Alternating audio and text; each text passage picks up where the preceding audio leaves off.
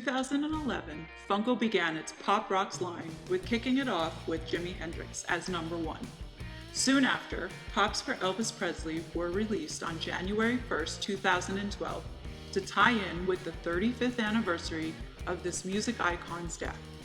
The chase variants for Elvis 1950's number 2 and Elvis 1970's number 3 were limited in production to approximately 28 pieces for each model, making these Funko Pops extremely rare pieces and have become gems for collectors. Let's dive into this legend's fascinating story of a Southern boy from humble beginnings who turned into a global megastar. There's only one king of rock and roll, and his name is Elvis Presley. On January 8, 1935, Gladys Presley went into labor to birth twins. Her first baby delivered, named Jesse, was stillborn. Then 35 minutes later, Elvis Aaron Presley was delivered strong and healthy. And Elvis's father, Vernon, went to jail for 3 years for forging a $4 check so he could buy food. It was the middle of the Great Depression, and during this oppressed time, the family leaned on the church and their faith in God to get through these hardships.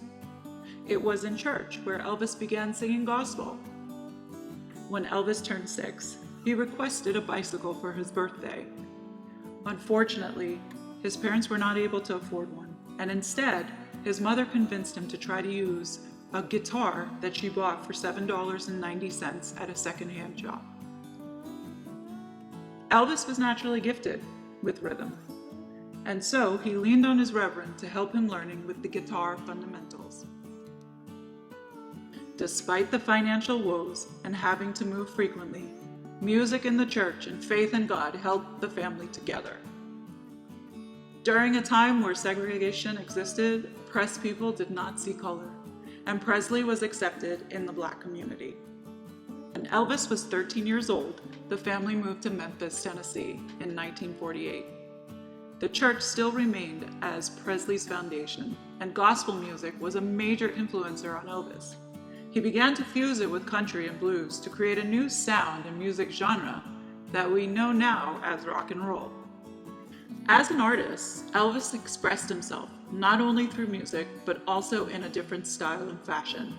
His swagger stood out in his music, dancing, and his rebel good looks. Society was very conservative during this era in history. However, Elvis's mom encouraged him to discover who he was, not what societal norms dictated. While in high school, Elvis worked part-time at a movie theater, and after work would sneak around the corner to a blues joint to listen to music by musicians such as Bo Diddley and Roy Brown. When Elvis graduated high school in 1953, he was working various mechanics jobs, but in parallel, dreaming and pursuing a career in music. To begin pursuing his music career, Elvis went to Memphis Recording Studio to cut his first demo called My Happiness on July 18, 1953. As fate would have it, the record label owner of Sun Studios, Sam Phillips, was in search of a white singer who sounded black to be played on white radio stations. Sam took a gamble on Presley, and by 1954, Presley's first single, That's All Right, was the sound and break needed to catch the attention. Elvis started to tour locally, and the word was spreading out in the South. His fan base grew as a result of his different music style, dance moves, and being incredibly good-looking.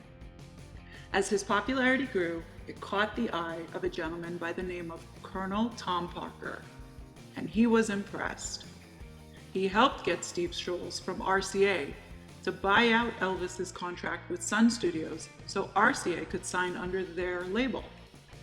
Soon after, Tom Parker became Presley's new manager. Scored his first #1 single, which was Heartbreak Hotel, selling over 1 million copies, and his first album, titled Elvis Presley, also shot up to #1 on the Billboard charts.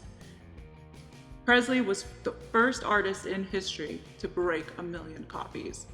Soon after, in November of 1956, Elvis's first movie, Love Me Tender, hit the box office. by Elvis's third movie, Jailhouse Rock, Elvis had 6 singles that already reached #1 on the Billboard charts, including the song Jailhouse Rock, which held the #1 place for 6 weeks. Notably so, it was the first single to hit the UK charts at #1.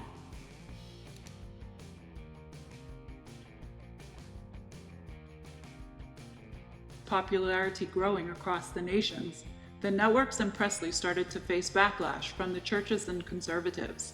They did not approve of Presley's music and dancing as they felt it provoked impure thoughts with the youth, and petitioned for censoring his movements on television. Oh no, Elvis did not like his artistic freedom taken away, and on October 28, 1956, he performed the song Hound Dog on his second Ed Sullivan appearance. The song was a message telling the conservatives off, and he purposely removed the guitar from restricting him to move the way he wanted. This defiant act, to not be censored, made Presley even more popular. With fame rising in both music and film, money was no longer a stress for the family. At the age of 22, Presley purchased Graceland Mansion for a little over $102,000. Soon after this purchase, the singer received his draft notice and entered the Army in March of 1958. He was stationed in Germany, and during this time away, his mother became ill, and she soon passed. This death affected Presley deeply, as his mother was his world. After her funeral, Presley returned to his station in Germany to finish serving out his duty.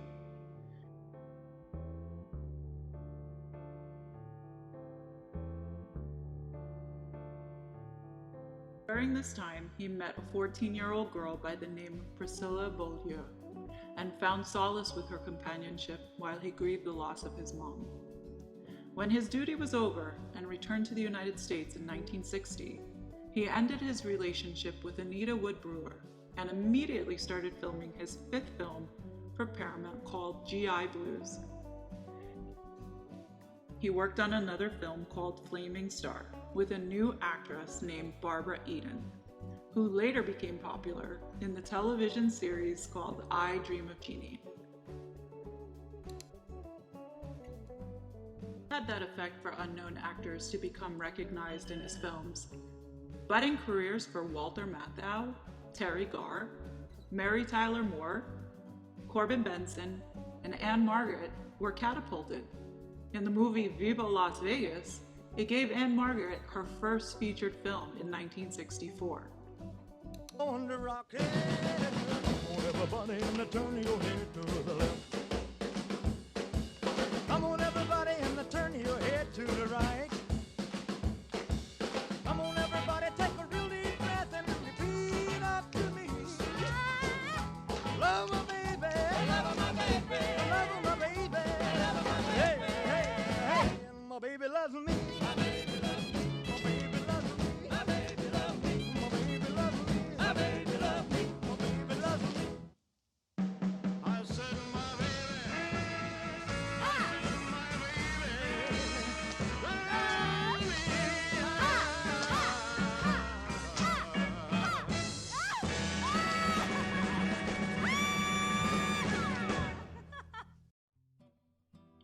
During these few years, Elvis stayed in touch with Priscilla, and in 1967 he married her. The couple welcomed their first and only child, Lisa Marie, in February of 1968. Despite having the fame, money, and new family, Presley was tormented inside because he was not growing as an artist and was frustrated getting the same movie roles and singing sub-average songs. But this time without his longtime manager by his side. To kick this tour off, NBC did a television special known as the 68 Comeback Special in 1968. Here is where we see creative choices drastically changing and reflecting early signs of trouble for the star. During this image transition, Elvis was neglectful and caused stress on his marriage and family by not being present and always on the road. Priscilla tried to make it work, even as far as learning karate in efforts to share common interests. Unfortunately, The couple drifted apart and they separated in February of 1972. Then a month later, in March, Elvis recorded the song Always on My Mind for Priscilla, depicting sadness of how he behaved, but still loved her deeply.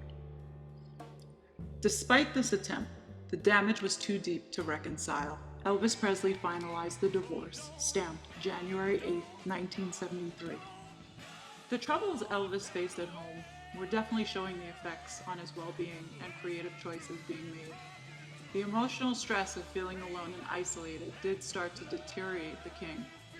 He began numbing himself with food, alcohol, and prescription meds to alleviate the darkness of a broken spirit.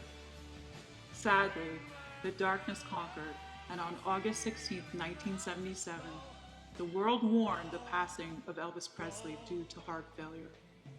He was 42 and was laid to rest at Graceland next to his parents.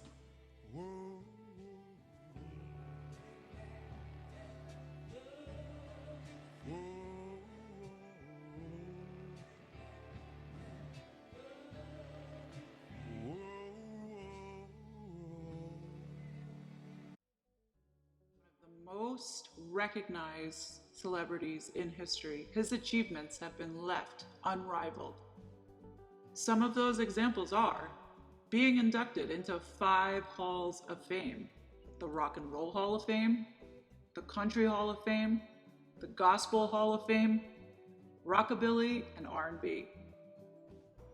He has over 150 different albums and singles certified either gold, platinum, or multi-platinum. And still today, Elvis holds the record for the most top 40 hits at 114 total. This is why he is called the King of Rock and Roll. This story in a box is brought to you by the creative minds at Exclusive Geek. Pops featured in this episode can be found and available at www.exclusivity.com. Thanks for watching. Until next time.